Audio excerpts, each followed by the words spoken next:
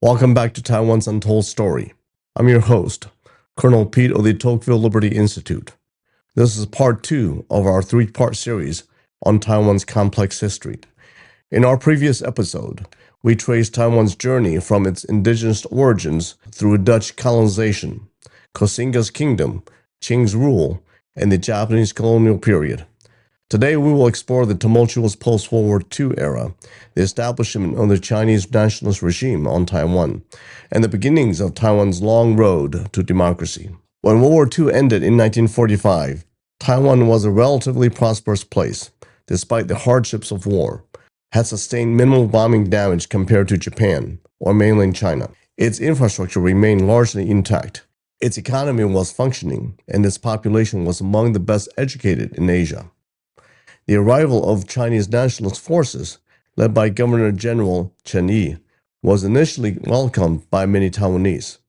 After 50 years of Japanese rule, there was hope that governance by fellow Chinese would bring better treatment and greater autonomy. That hope quickly turned into disillusionment. The Nationalist administration, representing Chiang Kai-shek's Republic of China government, treated Taiwan as a conquered territory rather than liberated homeland. Officials from mainland China, many of whom had never been to Taiwan before, took over key positions in government, education, and business. The contrast between the departing Japanese and arriving Chinese officials was stark. While the Japanese colonial administration had been strict and discriminatory, it was also generally efficient and less corrupt. The incoming nationalist officials, by contrast, were often poorly disciplined and openly corrupt. One Taiwanese saying from this period captured the sentiment well.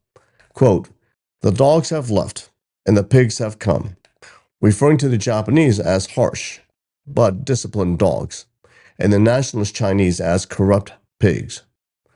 The nationalist government implemented policies that systemically transferred wealth from Taiwan to mainland China. They established monopolies on key industries like tobacco, alcohol, sugar, forcing Taiwanese to sell products to the government at artificially low prices, which the government then resold at much higher prices. They printed money recklessly, causing hyperinflation that wiped out savings. They seized Japanese properties and businesses, which instead of being returned to Taiwanese ownership, were transferred to government agencies or well-connected mainland Chinese. They even dug water pipes to sell as scrap metal, causing water shortages and disease outbreaks. The Nationalists also imposed cultural policies aimed at re-Sinicizing Taiwan after 50 years of Japanese influence. They banned Japanese language use, despite the fact that many Taiwanese, especially the educated elite, were more fluent in Japanese than in Mandarin Chinese. They brought in mainland Chinese teachers who couldn't communicate effectively with their Taiwanese students. Tensions between the Taiwanese population and the Nationalist administration built steadily through 1946 and early 1947. The breaking point came on February 27, 1947, when an incident involving a secret cellar in Taipei, a middle-aged Taiwanese woman named Lin Jiangmai, was selling cigarettes without a license, technically illegal under the government tobacco monopoly, but a common practice given the economic hardships of the time. When agents from Tobacco Monopoly Bureau tried to confiscate her goods and money, a scuffle ensued. One agent struck Lin with his pistol butt, drawing a crowd of angry onlookers. As the crowd grew, the agents fired into it, killing a bystander. By the next day, February 28th, protests had spread throughout Taipei and soon across the island. What began as a protest against a specific incidents of brutality quickly evolved into broader demands for political reform, an end to corruption, and greater Taiwanese participation in their own governance. Initially, Governor-General Chen appeared to negotiate with the Taiwanese representatives. He allowed the formation of a settlement committee composed of prominent Taiwanese to present reform demands. This committee called for political and economic reforms, including self-governance, equal treatment for Taiwanese, and an end to government monopolies. But while pretending To negotiate in good faith, Chen Yu was secretly cabling Chiang Kai-shek on the mainland, requesting military reinforcement. On March 8, Nationalist troops arrived from the mainland and began a brutal crackdown. What followed was a systematic massacre of Taiwan's intellectual and social elite. Doctors, lawyers, teachers, students, local leaders, anyone who might potentially lead opposition to nationalist rule, were rounded up and executed or imprisoned. The exact death toll remains disputed, with estimates ranging from 10,000 to 30,000 killed. This event, known as the February 28th incident, or simply 228, became a defining trauma in Taiwanese history. For decades afterward, it was forbidden to speak publicly about the massacre. Families of victims kept silence out of fear, creating what Taiwanese writer Long In-tai called a political amnesia that spanned generations. The aftermath of the 228 incident saw the nationalist government tightening its control. In May 1949, as the Chinese Civil War on the mainland was reaching a conclusion, with Chinese Communist forces gaining the upper hand, the nationalist government declared martial law in Taiwan. This began what Taiwanese call the White Terror period, a time of political repression that will last for 38 years, making it one of the longest periods of martial law in modern history. By 1949, Chiang Kai-shek's forces had been decisively defeated on mainland by Mao Zedong's communist armies. Chiang, along with approximately 2 million of his followers, soldiers, government officials, intellectuals, and business people, retreated to Taiwan. The nationalist government, now in exile on Taiwan, maintained the fiction that it remained the legitimate government of all China. They treated their control of Taiwan as temporary, a base from which they would eventually recover the mainland.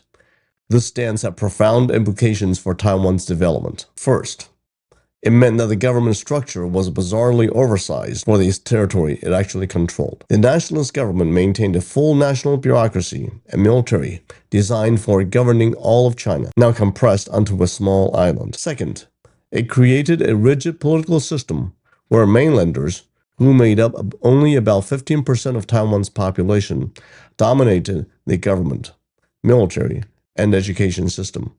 The temporary nature of their rule was used to justify postponing democratic reforms and maintaining Chiang's emergency powers. Third, it established a national identity crisis that persists in some forms to this day. Were the people on Taiwan Taiwanese or Chinese?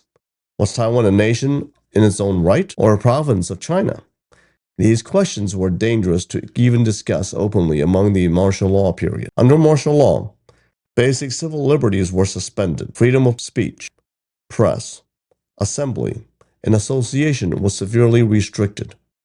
The government could detain people without trial, censor all media, and prohibit the formation of new political parties. The Nationalist Party, known as the Kuomintang or KMT, established a Leninist party state system, not unlike their communist rivals on the mainland. The party penetrated all aspects of society: schools, businesses, labor unions, and even religious organizations had party cells monitoring activities and ensuring compliance. Education became a key tool for indoctrination. Schools taught a China-centered curriculum, emphasizing Chinese history and culture while minimizing Taiwan's distinctive historical experience. Students were required to speak Mandarin Chinese. Use of Taiwanese, Hakka, or indigenous languages were punished. Morning assemblies included oaths of loyalty and reverence to Chiang Kai-shek. The government maintaining an extensive surveillance system. The Taiwan Garrison Command, a secret police organization, recruited informants in neighborhoods, workplaces, and schools. People disappeared for offenses as minor as making an offhand comment about government or having books deemed subversive. One Taiwanese language teacher shared a story that illustrated the climate of fear. A school teacher was reported because she told a student to clean his dirty collar and sleeves. In Mandarin, the word for collar and sleeves, when combined, sounded similar to leader. The teacher was accused of saying the leader is dirty, implying criticism of Chiang Kai-shek, and disappeared. Despite repression, Taiwan experienced remarkable economic growth from 1950s through 1980s, what became known as the Taiwan economic miracle. Several factors contributed to this development. First, the nationalist government, learning from its failures on the mainland, implemented successful reforms in Taiwan, thus created a more equitable rural society and freed capital for industrial investment. Second, substantial American aid flowed in Taiwan as the U.S. sought to build up the island as an anti-communist bulwark. Between 1951 and 1965, Taiwan received approximately $1.5 billion in U.S. economic aid. Third, the government gradually shifted from import substitution to export-oriented industrialization, taking advantage of Taiwan's educated workforce to produce increasingly sophisticated goods for global markets. Fourth, a generation of technocrats, many educated in the United States, implemented pragmatic economic policies that emphasized stability and growth over ideological purity. By the 1970s, Taiwan had transformed from an agricultural economy to an industrial powerhouse. Per capita income rose from $186 in 1952 to over $2,000 by 1980. The benefits of this growth were relatively widely shared, creating a large middle class and avoiding the extreme inequality seen in many developing economies. This economic success created what political scientists call a legitimacy dilemma for the authoritarian regime. As Taiwanese people became wealthier and better educated, they increasingly questioned why their economic advancement wasn't matched by political liberalization. Meanwhile, Taiwan's international position was becoming increasingly precarious.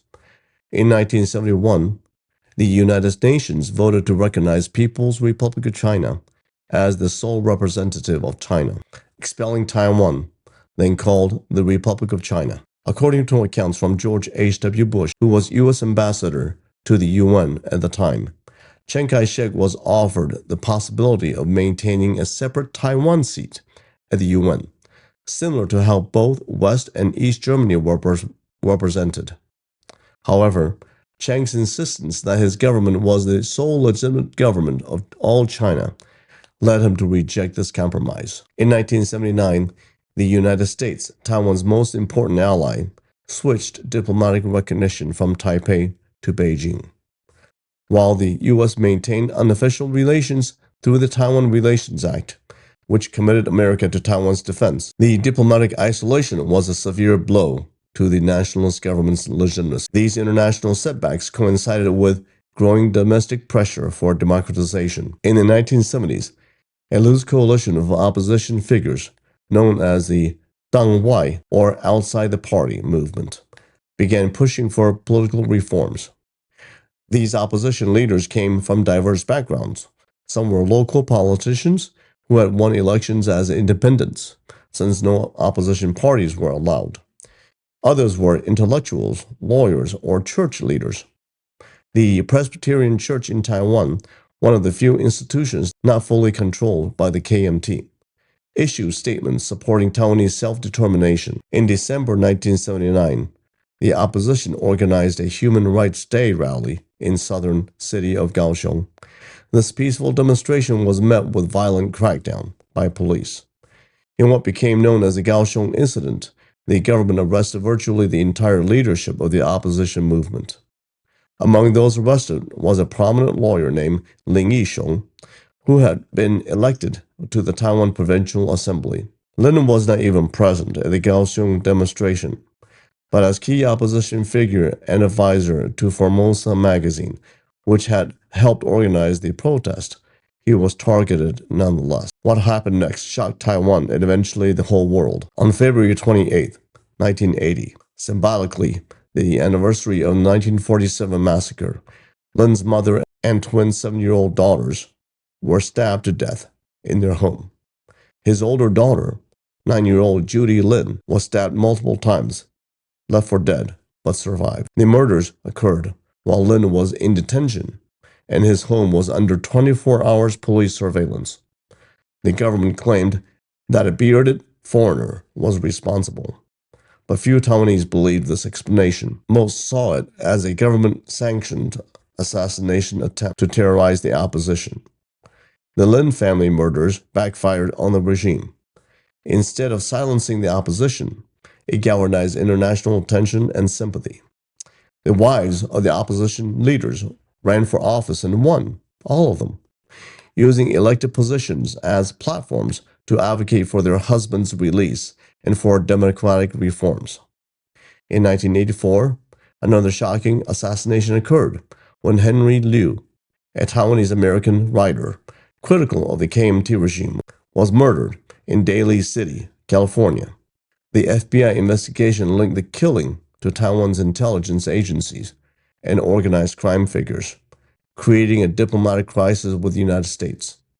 These events coincided with leadership changes within the KMT. Chiang Kai-shek died in 1975 and was succeeded by his son, Chiang Jingguo. Though initially continuing his father's hardline policies, the younger Chiang gradually recognized the need for political liberalization. By the mid-1980s, international pressure, domestic opposition, and changing attitudes within the KMT itself were creating momentum for democratic reforms. In our next episode, we'll explore Taiwan's remarkable transition to democracy, the development of its unique national identity, and the challenges it faces in the 21st century. Thank you for listening to part 2 of Taiwan's Untold story. Join us next time as we conclude our exploration of Taiwan's journey from authoritarianism to one of Asia's most vibrant democracies. This is Colonel Pete for the Tocqueville Liberty Institute. Thank you.